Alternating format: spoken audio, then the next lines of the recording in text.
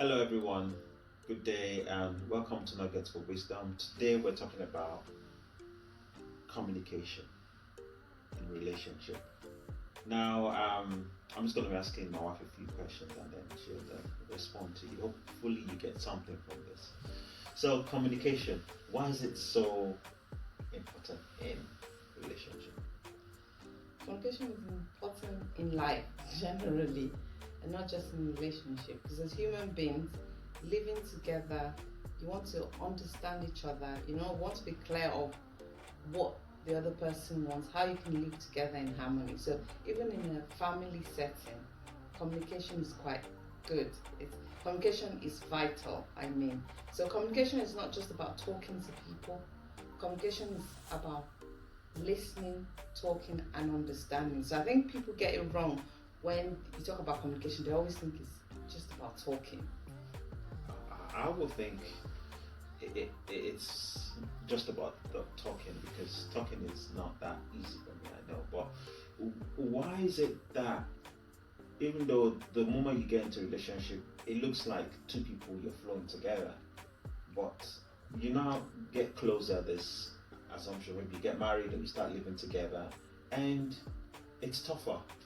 Yeah, it's tougher because we all have our own weaknesses. We have things that we don't want other people to know about. So it then becomes really hard. A lot of times, and this is true of relationship, we grew up differently. We had different challenges. We coped in different ways. So when you come together, initially, because you're attracted to each other, you love each other. But then those differences starts to play out in how you live together. So if when I'm upset, I keep quiet, that's frustrating for someone that when they're upset, they talk. So if you don't talk to me, when I'm upset, I talk. You know that. Okay, it's good. Let's take an example of our relationship. So for us, yeah, go on. So for us, yeah. So for me, when I'm upset, I talk. I want to express to you that I'm feeling this way. But unfortunately for you, when you're upset, you keep quiet. Now for me, that quietness is rejection. So I'm thinking, why is he not talking to me? I know there's something wrong, but he's not saying it. So I get frustrated, and then I start badgering you, and then you get frustrated because you're thinking, why is she not leaving me alone?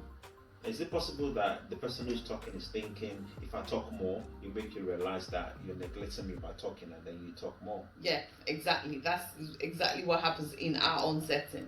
I talk more because I want you to feel like, why are you locking me out of your life?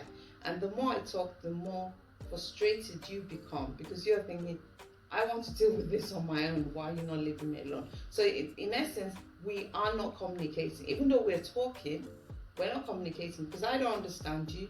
You don't understand me. We haven't found a way of making sure that we understand each other. And that's the big issue in relationship. But I think what most of us probably will struggle with is why is it that it just goes downhill when communication falls apart? Can't we just survive without communication? Why is it so crucial? Oh, we can't survive without communication. Even animals talk to each other. Animals have a language and you can see it. So for us, you cannot survive because the point is, I don't know what you want, you don't know what I want. How can we live together?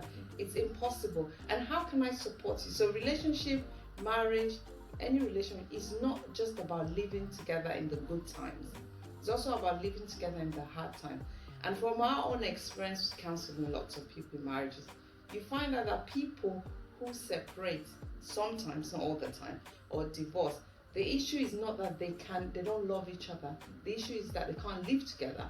So communication has broken down in that respect. Okay, we hit the wall, How do you press the reset button? You hit the wall, we messed up communication, we become aggressive, abusive, we're just not civil in the way we communicate to each other. Somebody's in that kind of place in their relationship. What do they do to press the reset button? Who does what? How can they go back to a place where it's like, okay, you know what?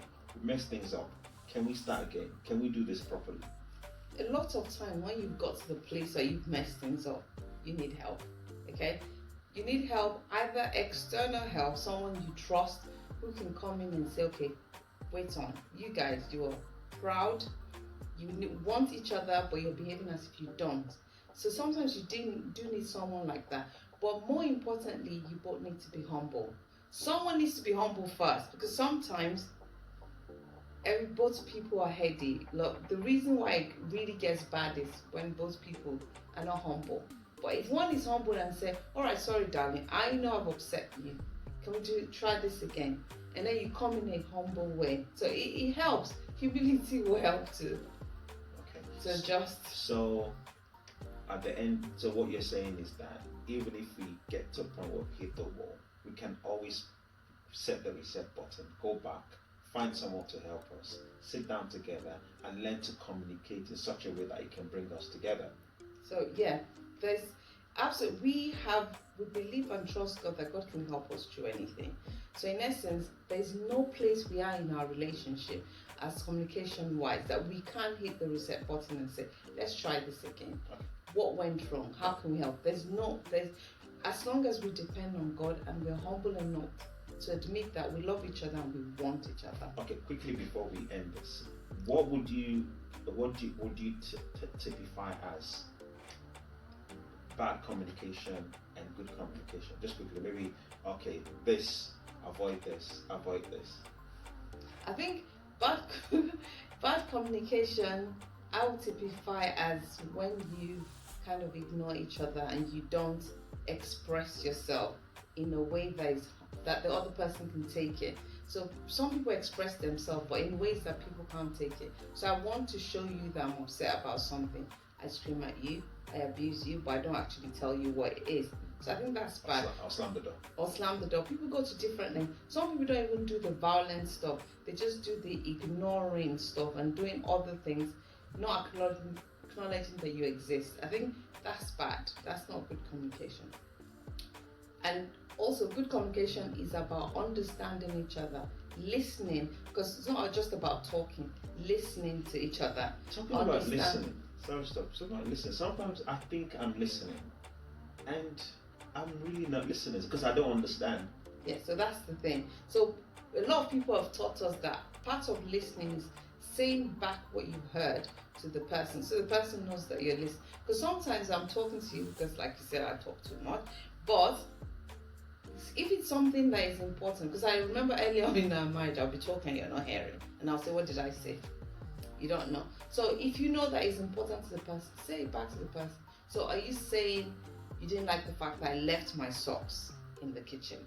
Something like that. And the person knows that you understand them. Now, this is hard. It's not an easy thing to do because you can get annoying and frustrating. But if we know the end result, what we're trying to do is build a good relationship, which just doesn't happen without communication. All right, thank you for listening to us, and hopefully you got some nuggets to help you here. We decided to keep it short and simple, and hopefully something for you to learn. And feel free to subscribe to our YouTube channel, and feel free to get onto our website on www.marriagefellowship.com. See you again soon. See you. Bye.